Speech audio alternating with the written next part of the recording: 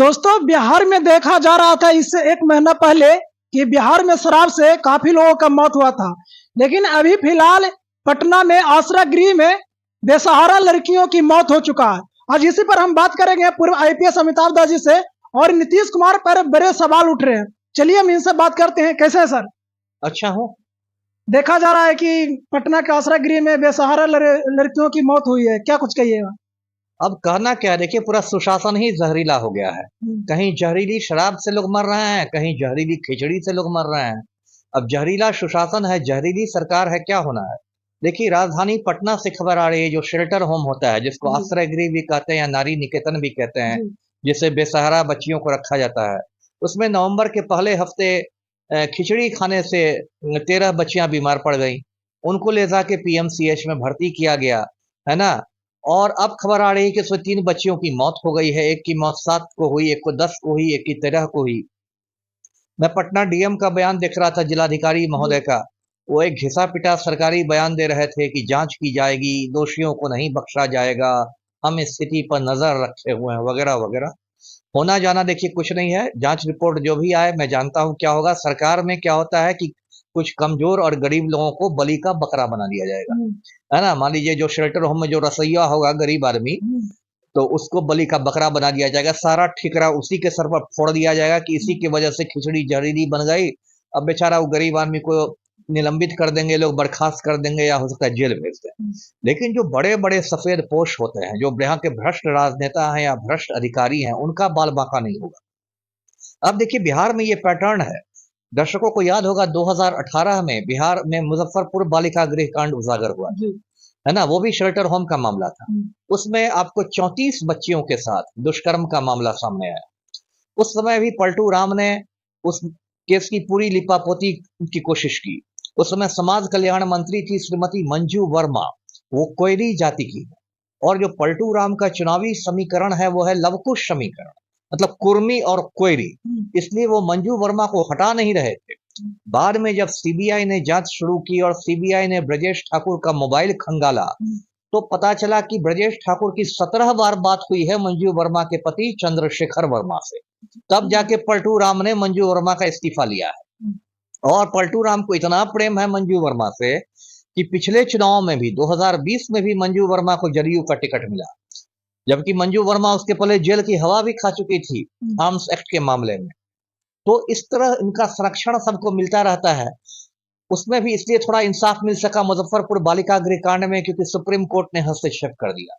Supreme court ने case की सुनवाई बिहार से ट्रांसफर करके दिल्ली के साकेत कोर्ट में कर दी।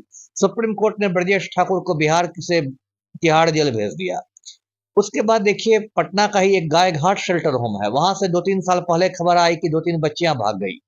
वो बच्चियां एक महिला संगठन के पास पहुंच गई कि हमारे साथ गलत काम होता है। और उन बच्चियों को जब डीएम के पास ले आया गया, यही सज्जन थे जो अभी डीएम है, तो इन्होंने मिलने से इनकार कर दिया, कहा कि नहीं बस पॉलिटिक्स हो रहा है। बाद में पटना हाई कोर्ट ने उस मामले में स्वतः संज्ञान लिया, सुओ मोटू कॉग्निजेंस लिया। हाई कोर्ट की फटकार के बाद पटना के महिला थाना में 2 एफआईआर हुए, लेकिन उसमें भी कोई खास एक्शन नहीं हुआ, वो भी ठंडे बस्ते में चले गए। अब ये जहरीली खिचड़ी वाली बात आई है, इसका भी देखिए वही होगा। इस मामले को भी दफन कर दिया जाएगा 1-2 रसोइया को निलंबित करके।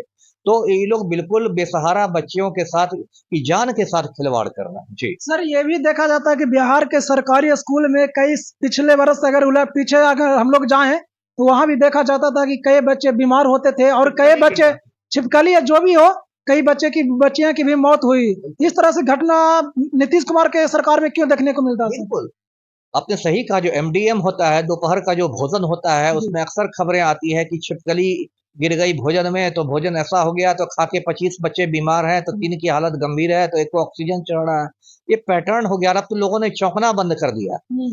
देखिए पलटू राम का एकमात्र उद्देश्य है कि फेविकोल लगा के कुर्सी से चिपके रहो, ये उनका एक सूत्री कार्यक्रम है। और इसके लिए वो माफिया डॉन अनंत सिंह के आज्ञाकारी चपरासी बन गए। और ये बिहार की विडंबना है कि जो माफिया डॉन है बिहार के, आनंद मोहन हो या अनंत सिंह हो, वो लोग काजू किशमिश खा रहे हैं, बादाम अखरोट खा रहे हैं, शुद्ध देशी घी के पकवान दाब रहे हैं, और मुख्यमंत्री उनके जूते चमका रहे हैं।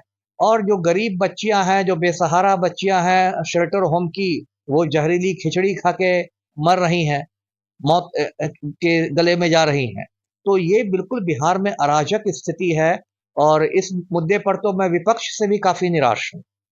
तेजस्वी यादव को जो विपक्ष के नेता का मत की भूमिका अदा करनी चाहिए थी, उसमें वो सफल नहीं हो रहे हैं। इस पूरे जहरीली खिचड़ी कांड पे एक तेजस्वी का मैंने ट्वीट नहीं देखा है और कायदे से उनको तो वहां विजिट करना चाहिए, प्रेस कॉन्फ्रेंस करना चाहिए था राजद को इस मुद्दे पर। लेकिन ऐसा लगता है कि एकदम एक ही थाली के चट्टे बट्टे हैं, सत्ता पक्ष भी और विपक्ष भी, और दोनों में लगता है कि आम सहमति बन गई है कि भाई हम लोग टाइम पास करें। जी सर, नीतीश कुमार बात करते हैं महिलाओं की, बोले हैं कि हमने महिलाओं को आगे बढ़ाने का काम किए हैं।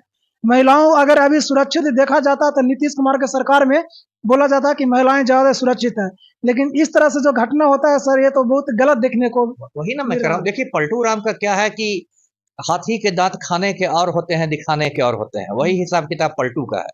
कथनी और करनी में कोई तालमेल ही नहीं है। दिखते कुछ और है, दिखते हैं सुशासन बाबू, है पलटू राम और है माफिया के चपरासी।